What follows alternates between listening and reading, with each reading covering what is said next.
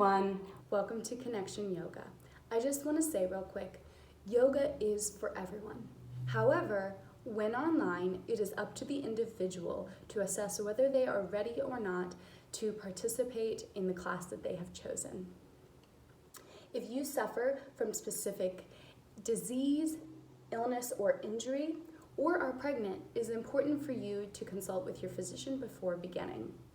The practice of yoga requires that you, the practitioner, need to gauge the safety of your practice within your own personal and physical limitations.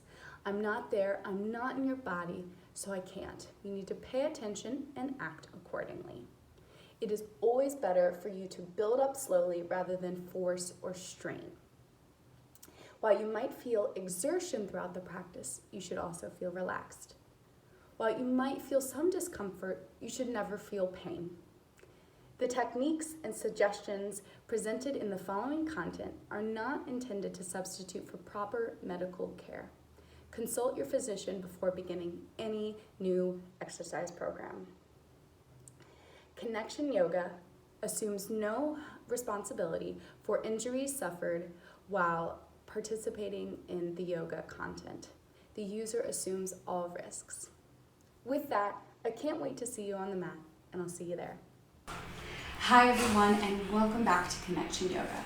My name is Kat, and we've got Roscoe again with us today for our pose breakdown. Today, we are breaking down Warrior One pose. I will demonstrate it quickly, and then I'm gonna talk a little bit, and then we're going to try this out together. So, if you've done one of my flows, it will be a familiar one to you, but if not, that's totally okay.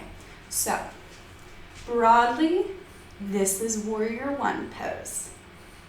All right, so we are going to look at this fierce, strong pose from a muscular and skeletal perspective so that you can stabilize and center yourself with whatever body that you have. We all are amazing and different. And so that's why I speak to the bones and the muscles instead of making you fit yourself into what a pose should look like, okay? There's no should, it just is, okay? So, without further ado, I'm gonna break it down section by section so that you can think about it based on each part of the body. Feel free to try along with me what I'm saying to you as we go. See what feels good, what doesn't, and just play with it, all right? So, Warrior One, the fierce mythical warrior. Starting with the feet, it is asymmetrical, so you have one leg forward and one leg back. The front foot, that's what I'm gonna try and call it, is the front foot and the back foot as we break it down, is at 12 o'clock, so facing straight forward. And the back foot is at about 2 o'clock or I guess 10 o'clock, so whichever foot's back. I've got my right foot back right now, so it's at about 2 o'clock. All right, all four corners of the feet are pressing down into the mat. Especially the back foot is important. You need to press that inner ankle down so that you're not rolling out over that outside ankle, leaving it exposed. You need to engage the ankle and press the inner one down as you press the whole foot into the earth, okay?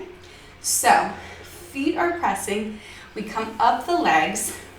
Our knee, front knee is in flexion, back knee in extension, all right? So this front knee is bent no more than the ankle, all right? So if you're finding you're going low, your stance might not be wide enough if your knee is going over. You want to keep it protected, keep it over the ankle, and keep it tracking in line with the big toe. So if you bend down and you can't see your big toe, I would think that your knee is probably collapsing in, and you don't want that. So you need to use your thighs and use your foot to press down evenly to keep that knee in line with the back toe. The back knee is in extension, so you want it pressing, you don't want it 100% locked, but it's pretty straight and extending out. All right, bringing us to our thighs. They are engaged, all right? They are holding us up here and pressing down, stabilizing us, all right? So they're slightly extending and they're going into the hip socket. So when we press our feet down, we are plugging, using the thigh strength to plug into the hips, all right? Now, your hips and your personal stamina are going to be crucial in your decision making on the stance component of this, all right? So, in the great world where your body is as flexible as it should be, we would want the front heel to be in line with the arch of the back foot. So, front foot is in line with the arch of the back foot.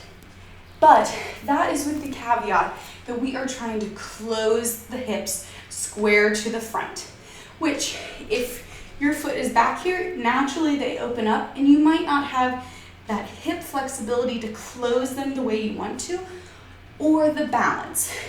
Given one of these two things, you consider widening your stance. So bringing that back leg a little farther out so that you're not just in a straight line having to balance on this line. You've got more space, more foundation, okay? So that's something you can do. Also, that helps bring that hip naturally around by widening that foot if you don't have that flexibility to pull it through, okay? So, back to the hips. The front one is in flexion, so it's bending in, and the leg that's going back, its hip is in extension. So to help do this, you really have to press that leg and press those hips forward to reach for that extension, okay? Woo. So your tailbone is slightly tucked under, pubic bone slightly lifting up. And that slight lift up is going to start firing up the belly. Your abs up the center line here and your piriformis, which is coming from the top of your pelvis here up to the front of your spine, okay? The minor one. The major one goes to the back, but this one is in the front body. It's also known as your hip flexor if you have heard that word. All right, so that's lengthening the pubic bone, core is engaged, so this can lengthen. All right, we want our core and our spine, our floating spine here, to be extending, all right, and engaged. And that is really what's gonna stabilize the top of our body. Our legs are huge and our core is huge to the balance in this pose. So, belly fired up, tailbone slightly tucked, this thing going on, all right?